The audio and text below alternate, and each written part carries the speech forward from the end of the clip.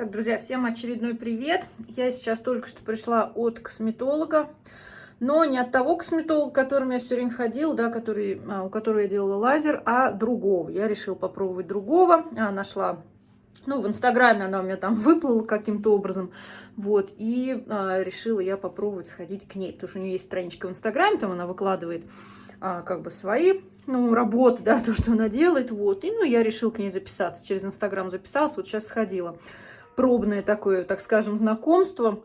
В общем, предупредила я ее, что я делала лазер, да, прошло уже больше месяца, хотя у меня красные пятна остались. Но она мне сейчас сделала процедурку, это был просто уход.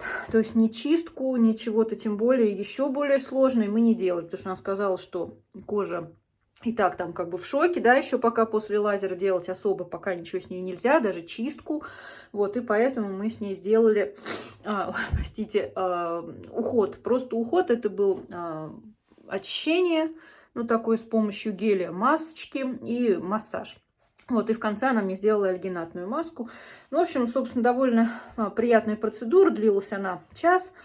Вот, и меня теперь, это мои пятнышки красные, они все, мне кажется, чуть-чуть подпропали. Они, конечно же, потом наверняка опять вылезут. Вот, но сегодня с утра я проснулась, посмотрела на себя в зеркало и подумала, что мне надо сходить к косметологу. Хотя я была, конечно, записана к ней. Вот, но сегодня с утра у меня почему-то кожа была в наиболее худшем состоянии, чем обычно. У меня поналезли какие-то мелкие прыщи. Вот, опять выступили красные эти пятна после лазера, стали опять более заметные. И сегодня вот как раз я была к ней записана, пошла на такой вот уход. И после него кожа заметно стала белее. То есть она приобрела, если там, естественно, не идеальный, то более сносный вид, нежели это было с утра. Такая процедура стоит у нее 2500. Конечно, дороговато, вот. И тем более это не чистка, да, не еще что-то, а просто вот маски с массажем. 2500. Вот. Ну ладно, посмотрим. Я записалась к ней еще на конец марта. Вот, и там уже она сказала, будем смотреть по состоянию кожи, можно ли будет сделать чистку, например, или пилинг. Пока она сказала, мне этого делать нельзя. Но, друзья, я пришла немножечко в таком что-то расстроенном состоянии. Пока я у нее была, она мне там рассказывала всякие вещи. Когда там косметолог что-то делает, да, они обычно треплются. Вот, и она мне рассказала, зашел разговор по поводу еды, по поводу современных продуктов. Вот, и она сказала, типа, что она слышала какую-то лекцию умного чувака из института Санкт-Петербурга, который говорил о том, он проводил вебинар, и он говорил о том, что, в общем, сейчас все продукты, которые мы покупаем, которые мы едим, они все в лучшем случае, они не несут ничего, ни пользы, ни вреда. В худшем случае они несут вред.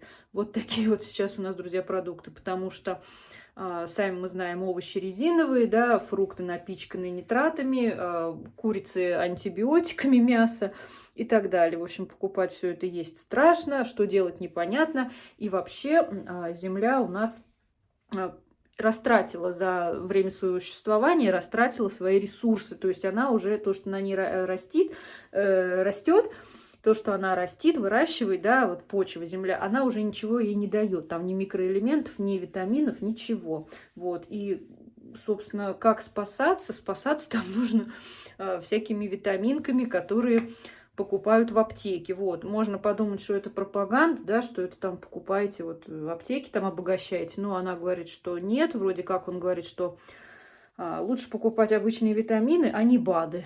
БАДы типа покупать не надо, потому что они же сами все на травах, да, а если земля исчерпала свои ресурсы, то, собственно, и трава на ней растет без каких-либо витаминов, и получается, что БАДы, которые на основе этой там каких-то трав, да, полезных, вот, это все тоже фигня, вот, и поэтому так что лучше покупать какие-нибудь там, например, Айвит, витамин С, аскорбинку для лица. Она сказала, можно купить в аптеке коллаген, прям так и называется коллаген, попринимать его. Вот, и тогда уже организм там что-то начнет получать, работать. А так с продуктами там у нас все обстоит очень и очень печально. Так что, друзья, вот не знаю, что я послушала ее, немножко расстроилась. Думаю, блин, что за фигня. Организм без витаминов, это типа в 50 лет ты уже заработаешь себе альцгеймера, слабоумие, потому что мозг не получает там то, что ему нужно. Да, блин, это какой-то кошмар. Мне кажется, если обо всем об этом думать, можно с ума сойти. Ну и вот, друзья, как раз продолжая нашу тему, современные, так скажем, тюльпаны, да, вот муж купил 5 вот таких штучек тюльпанчиков, собственно, в знак начала весны. Вот, друзья, не пахнут вообще. Вообще цветы не пахнут ничем. Абсолютно нету никакого запаха, то есть нейтральный. Все мы знаем, как должны пахнуть тюльпаны, да, какой у них приятный запах на самом деле. Вот, ну так, наверное, пахнут какие-то садовые, может быть, где-нибудь там бабушки какие-нибудь выращивают еще настоящие, да. Но вот это вот, друзья, абсолютно без запаха, то есть никакого ощущения, что у тебя стоят в вазе тюльпаны, нету. В общем, ну вот к слову о том, да, что все искусственное, все какое-то ненатуральное, не настоящее, без вкуса, без запаха, вплоть даже до цветов. Так, друзья, очередной привет. Сегодня ездил я в город Костерево. От Владимира, кстати, ехать даже меньше часа. Я думала, что он дальше, но нет, он гораздо ближе, меньше часа ехать. Вот, я там поработала немножечко. И мне там подарили, посмотрите, какого классного ежика. Такого ежика мне подарили, люксовый, прикольный, да? Это ручная работа, у них там есть при Доме культуры Костеревском есть вот такая вот мастерская, где проводят мастер-классы по рукоделию. Там шьют, вяжут вот таких вот, в том числе, и мне вот одного ежика подарили. Вот так он выглядит сзади. Такой прикольный ежик. Ну, и еще я там побывала в музее Костеревском. Это называется историко-культурный музей, по-моему. Он тоже при Доме культуры, там достаточно занимательно. Я вам немножечко там поснимала. Вот, ну здесь у нас предметы настоящие из дома Костерёвых. Да. Это все, это раритет, это раритет. Да. Вот этим весам тоже они взяты оттуда же. Дом Костерёвых тоже больше 100 лет. Здесь есть единицы, десятки, то есть вот начинаешь считать и вот таким вот образом. У них там это каждое что-то значит. Каждое направление уже повышение идет. Понятно. Начиная от единицы, дальше там уже десятки, сотни, тысячи. Практически всем рассказываю про утюги, да, то есть получается, здесь мы представляем так, чтобы можно было подержать, потому что чугунные продукты вот тяжелые. Да, и такими гладить, да.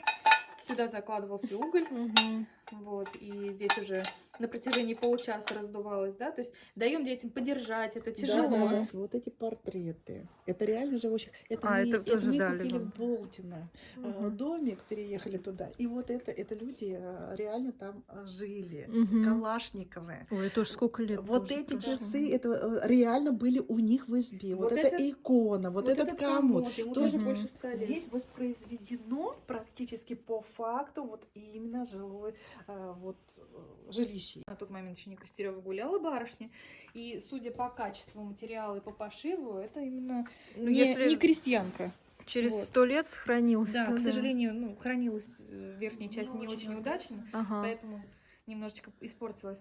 Вот. Но юбка, посмотрите, в каком состоянии, замечательно.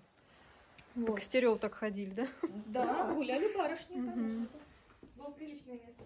И еще, кстати, не знаю, в курсе вы или не в курсе, да, что вторым по времени вообще утюгом, самым первым был камень, вторым по времени было вот что-то наподобие, допустим, либо скалка, либо палочка, да, на которой наматывалось почти сухое белье, и дальше рубелем вот таким вот образом долго, упорно женщину. Легче вообще ничего не гладить. Не говорите, да. Печь могли поставить не голыми руками, да, естественно, а использовали ухваты. С помощью ухватов можно было спокойно разместить и вытащить. Вот это вот, что такое? Гантелька. Ну-ка показывай. Вот смотрите, на случай, допустим, если был большой и тяжелый чугунок, да, еще и наполненный, естественно, он раскаленный, намного тяжелее, использовали вот такой вот каток. Да. Я думала, простонародье. это или И вот таким пюре, Вот или... смотрите как. Нет, вот таким образом просто можно было легко, как рычажок использовать и помещать. Вот. Это облегчало задачу.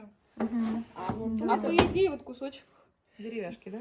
Как это? Который спасал. Картошку толочь. Вот, а вот то чапельники знаменитые. Да, чапельник, сковородник по-другому еще в простонародье называется, да? Съемная ручка от сковородки нашей современной. То есть вот таким вот образом захватывают, вот так, и чик, Ставилась в печку. помещалось. Как они там все это делают? Это же вообще...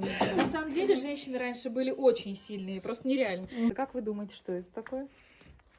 Ой, ну, судя по вот этому, это что-то надо было это... Это чесалка для скотины. А, вот. Здесь уже советское время пошло. Ага. Более позднее. Хотя более детям тоже военное очень время. интересно, они не знают многие. Они подходят, а это вот Шалыжи. музыкальный инструмент. Да, кстати, очень многие говорят, что это музыкальный инструмент, что здесь палочками нужно. Да, сейчас уже и вот это раритет уже нету нигде. Эти скульптуры изготавливал ветеран Великой Отечественной войны, который ныне уже не живет. Вот. Он работал на комбинате, и это было его хобби. К сожалению, фамилию мне не сообщили, но сказали, что он очень хотел, чтобы увековечились его работы, и вот это тоже его как раз работы. И он их передал в музей. Это было еще до меня, но интересно ведь. То есть человеку было чем заняться, и он сам себя развлекал, да? Вот. Ну, и такой вот ежик оттуда. Прикольно, да? Подарили мне на память от Костеревского дома культуры. Торовский ежик вязаный.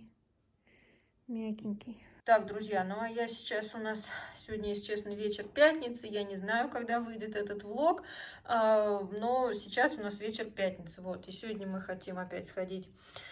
Конец рабочей недели, мы хотим сегодня сходить опять в какое-нибудь детское кафе. Ну и заценить мой новый лук. Конечно, стоило протереть зеркало. В общем, купила я себе вот такую вот кофточку.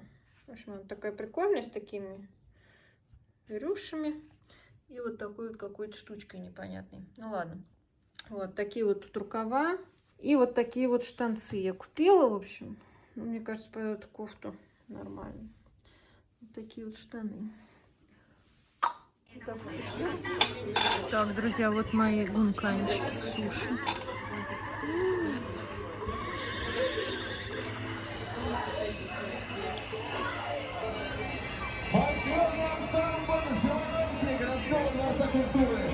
Дорогие друзья, встречайте народный коллектив ансамбль танца Владимир.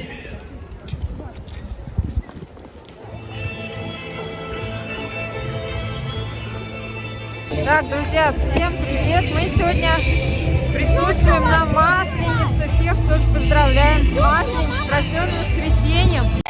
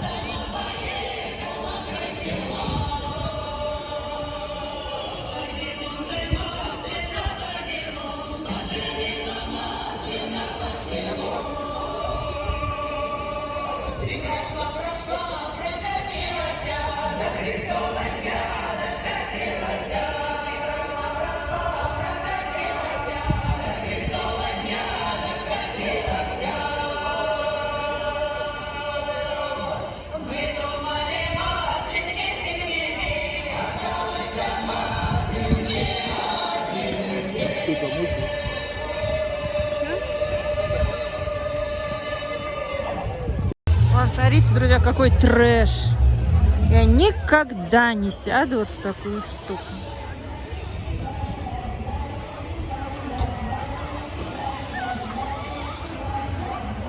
Ужасно. Кошмар.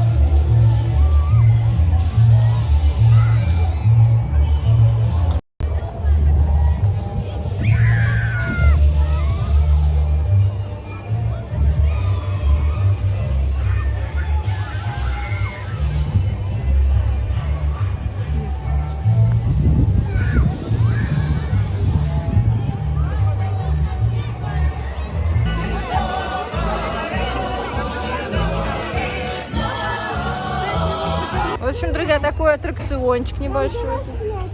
Смотрите, подписчики. Дети могут попрыгать на батуте.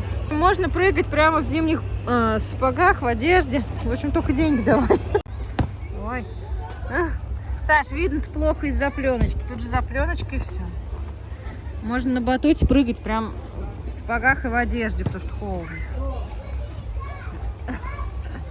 Ну все, полазим, полазим. Вон какой красивый платьишко, смотрите, да? Это я куплю его, когда вырасту. Ты купишь, когда вырастешь? Ну-ка. Угу.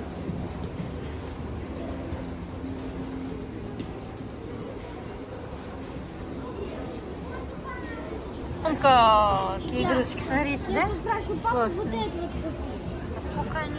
Смотри, что я попрошу папу вот эти. Да, классные, Две с штуки. совой. Две С совой, штуки. прикольно. Две штуки купить папа. Да, они дорогие, Настя.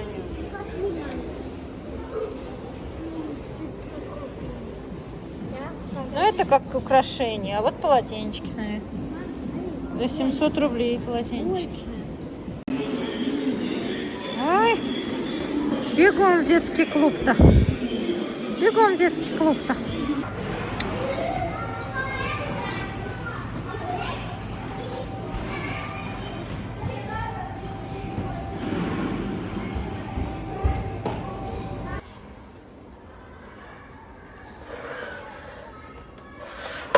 Такие разделочные для рыбки, для мяса, для овощей.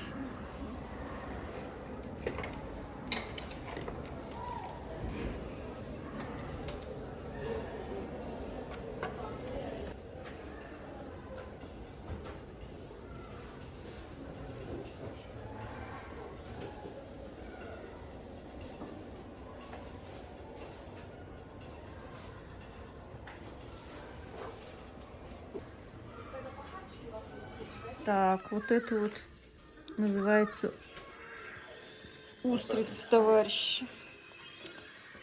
Такой вот мы смотрим. Причем устрица XL. Ну что, будем пробовать? Я вообще никогда не ела. Ну подожди, да я лаймом пройдусь. Как ее есть-то? Ложкой, что ли? Ложкой. Так, друзья, вот показывала я вам устрицы, да, это мы заказали домой вечером. Это устрицы XL, друзья. И я думала, что они маленькие только, но они есть и такие вот большие. Вот одна такая раковина стоит 500 рублей. Конечно, дорого, и мое мнение, друзья, что не за что. Потому что вот эта вот сопля, простите за мой французский, да, ну она не особо вкусная. Нет, попробовать, конечно, можно, да, тем более, если это как бы морская тема, тут йод наверняка, количество йода зашкаливает, да, полезного для организма, других каких-то микроэлементов наверняка, вот, но это не особо вкусно, мы это поливаем лимончиком с вами, соком лимона так немножко выдавливаем, да, ну или лайма, и, собственно, кушаем. Это крепится вот на такой какой-то ножке, видимо, это ножка устрицы, к ней тут это прикреплено все. В общем, вот такая вот сопелька, кушаем ее вот так, ну, как это делаю я вот так поднимаю ложечкой и откусываю кусочками. Ну, это, конечно, не очень приятно. В общем, ничего сверхвкусного какого-то, сверхофигенно вкусного и приятного есть некомфортно, потому что это все вот такое вот жилистое, это все как, не знаю, медуза какая-то. Вот, ну, попробовать можно, то есть как бы особого отвращения это не вызывает, сразу скажу, да, и вкус и запах, вот как вот на море пахнет, да, вот морской прям, вот пахнет морем очень сильно.